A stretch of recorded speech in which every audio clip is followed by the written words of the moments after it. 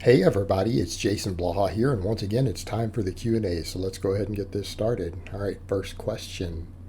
Best way to program 5 through 1 for 3 days per week, time limitations. You've got a few options here. You've got a few options. Actually, Wendler has plenty of 3-day programs in his books, so I'm not sure why you're asking me instead of reading it.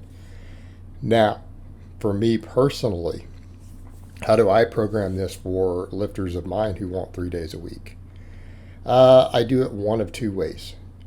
Any way that I break it down for them, we have a squat day, right? We don't mix and match the squats. I give them a squat day. It's going to happen either setup that I run. Outside of that, what do I have them do? Well, what I generally like to do, is either have a full push day. So we do their benching and overhead pressing if they are doing both, right? Because some of my guys don't care about the press. Maybe they don't have the shoulder health or mobility to do the press. They don't do it at all. In which case, we just turn it into a bench day. It's a straight up power lifter push pull legs. So we do it that way. Or, like I said, if we have the press in, we'll keep the press in after benching. And yes, we'll hit the peak sets on both. That is going to limit a lot of what we do.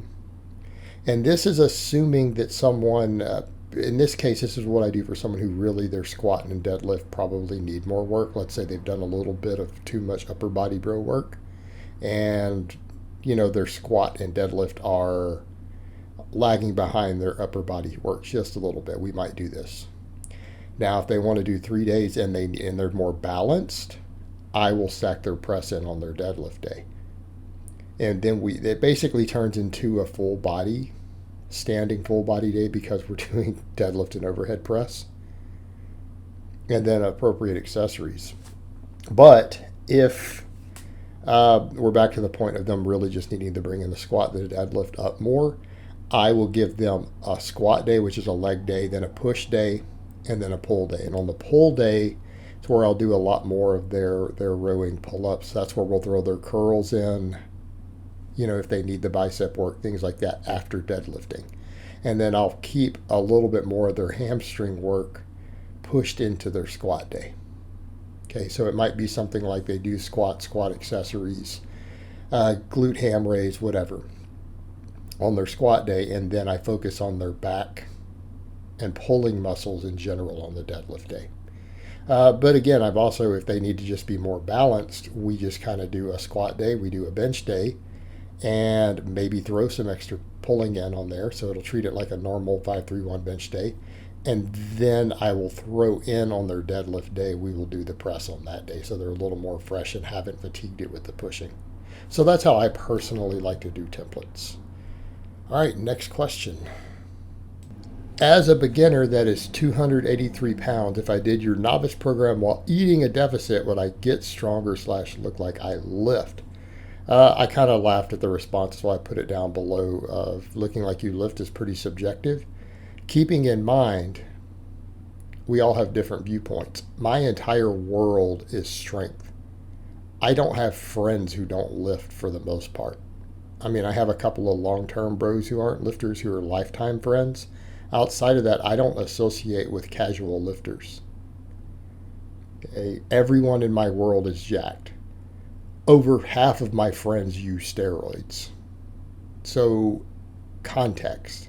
Over 50% of my friends use steroids. And that includes the women. So I'm going to have a different view. I'm going to say, are you going to look like you lift to me? Zero chance. Not a chance in hell. Might you look like you lift to the average person? You're going to have to lose a lot of body weight. Now, that being said, you didn't give your height. I'm going to assume you're close to average height. If you're 280 pounds, you go in a deficit and you run any of my novice programs. You said my novice program, I have 3 or 4. You got to be specific. You're going to gain muscle, right? If you keep your protein high, you follow the program, you lose weight at a reasonable rate. No more than 2 pounds a week. you're going to gain muscle. So if you're losing fat, and let's say you do this for, a year, and you get down to 200 pounds and you've gained quite a bit of muscle and strength from the training, well, yeah, you're going to look a lot better. You're going to gain muscle, you're going to get strength, you're going to look tremendously better.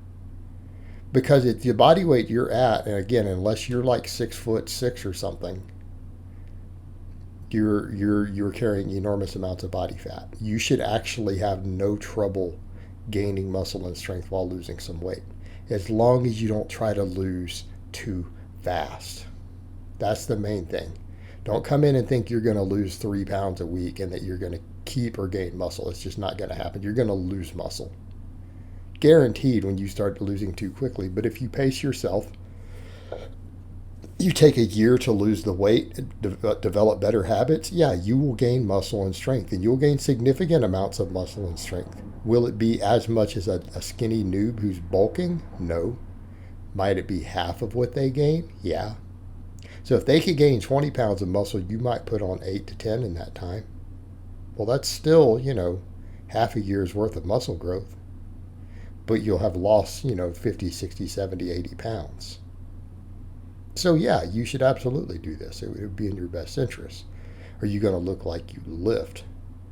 I personally don't think anyone walking the face of the earth looks like they'd lift who has less than 10 years under the barbell. You can trim that time down with drugs. That's just my opinion.